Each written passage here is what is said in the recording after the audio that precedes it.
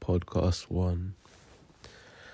Okay, so I've always wanted to make a podcast, but I feel that I may have overthink the process, and maybe I expected it to be more podcasty, when people have like a camera set up and stuff like that. But the more and more I realize that sometimes you have to do the opposite of what everyone else is doing. By doing that lets you create without expectation. We think if we have the whole setup and whatever, then we can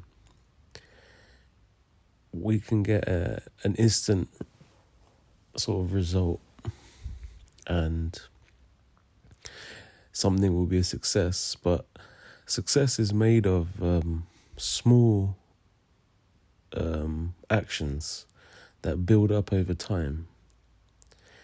So that's a little bit about me thinking about podcasting, because sometimes you have to think about what the thing that you want to do is in its essence. So like, podcast started off just so simple, and I feel that it's become a little bit overcomplicated and shiny. Anyways, today I feel like talking about making art for art's sake, rather than expecting some kind of outcome. That if you enjoy making art, or if you feel that you need to try something new to find new ways of understanding yourself, that you create for art's sake. So like, rather than just expecting, you just create because it feels good. Sort of like how I was mentioning earlier about just making a podcast. Rather than seeing the shiny sort of outcomes, we just make things just to make things. Things don't have to be so perfect, and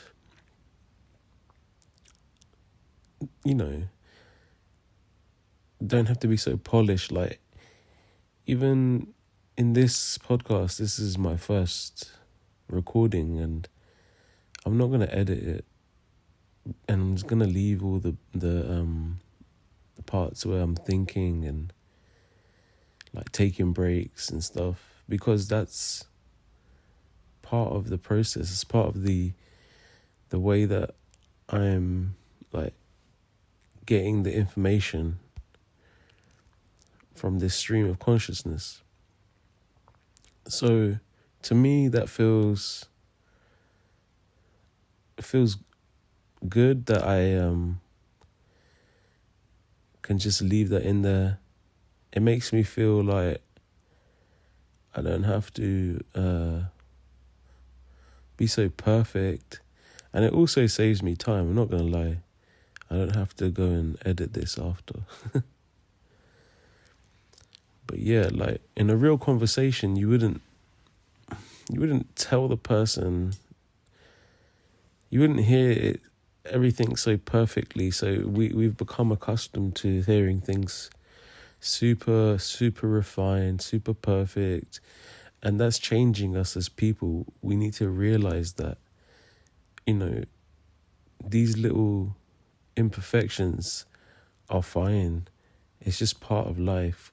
So I would like to mirror that same concept to what I was saying about creating art for art's sake. Just to create, it's important just to keep making stuff. It doesn't nothing has to be perfect, and it shouldn't be that we keep expecting something to um, lead us to some kind of expectation and whatnot, because I feel that when you really expect something from the art, it just comes from a place of lack and desperation.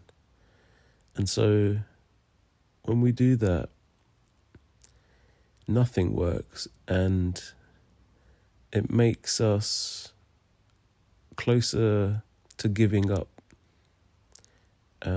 because we see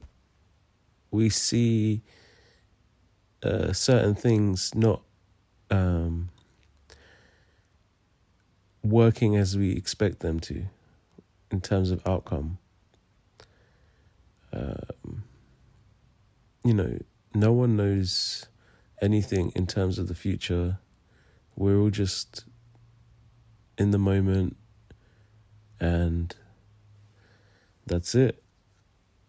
The more we expect things to pan out a certain way, the more disappointed we will be. And I think that's the easiest way to lead yourself to suffering, because putting in expectation is quite unhealthy.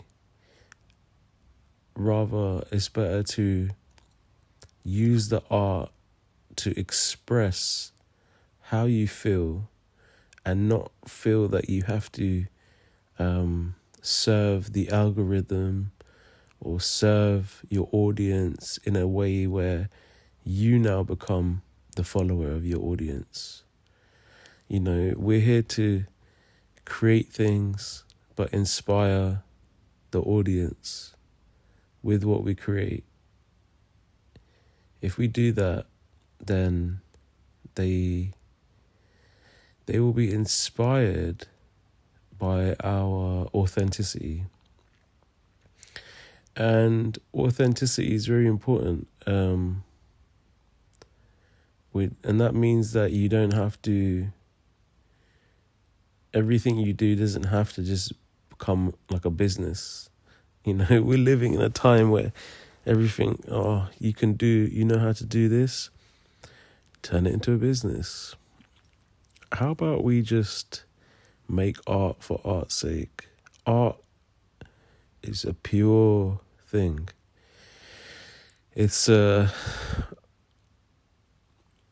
I like to think of it like when we see like a toddler, for example, just drawing, having fun, being messy. Like, they have no expectation. They don't know anything. They've not been molded by society and things that like what's expected of them, and they don't care. They're more free than most people. So when they create, they really create. They create from source. They create from within. They have no care. And we look at them and we think, wow, they're so free. That's inspiring. And that's what I want for you. I want you to feel that way as well. I want you to be able to live that way and be that way. And the best way to do that is just to create things that you like to create. And if people have things to say about them, good or bad, that's fine. But it shouldn't be something that because we live in a very like almost when you create and post things online, it's quite an unemotional process. It's like there's no emotions involved in technology. So when we post, and we sometimes expect some kind of outcome, you're just seeing what a computer is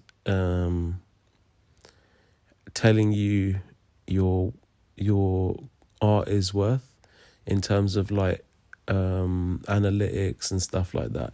That's a very emotionless sort of data. The computer doesn't understand emotions. AI doesn't understand it. It will never be like how we are. So that's why you should create for yourself, but obviously to inspire others through your own authenticity. And I feel that that's the most successful way of being an inspiration and helpful to society and being of service, because you're living in a more fearless way. But yeah, that's the main thing. Like, that's the main thing that I was trying to express. So I feel that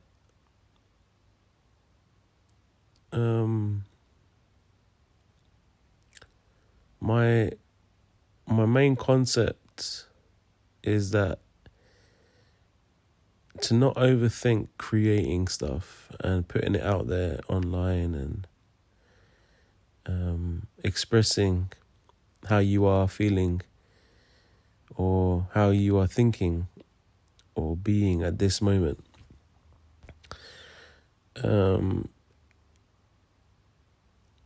I believe we're more than just Instagram grids and aesthetic layouts and all that stuff. I think that the content is more important. What we say is more important.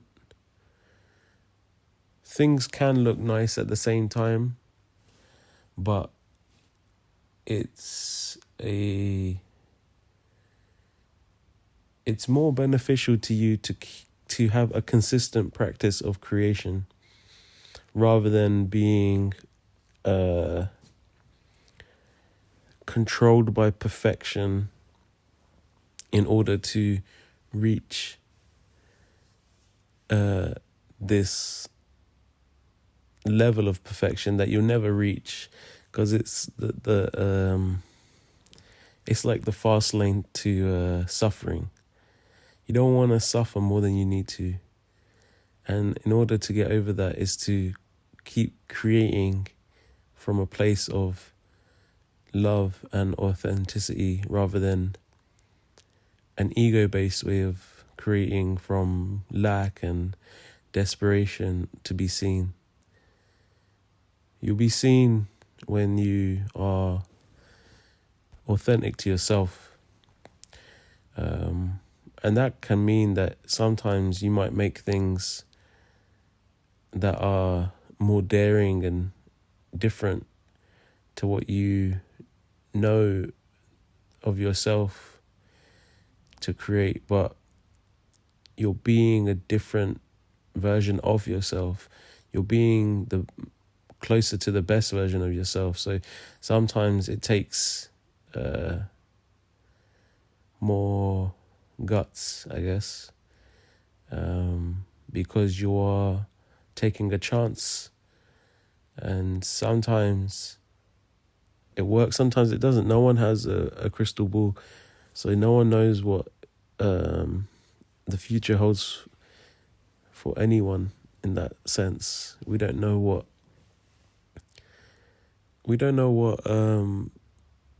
if things that we do now are going to work.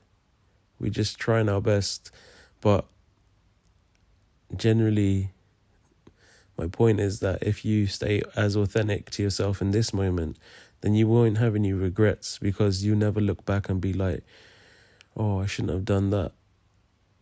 Because you wouldn't think like that if you in the moment lived as authentic as you possibly can. So yeah, make things to express your authenticity, and that's it. So yeah, that's my first podcast done. 15 minutes. We out here.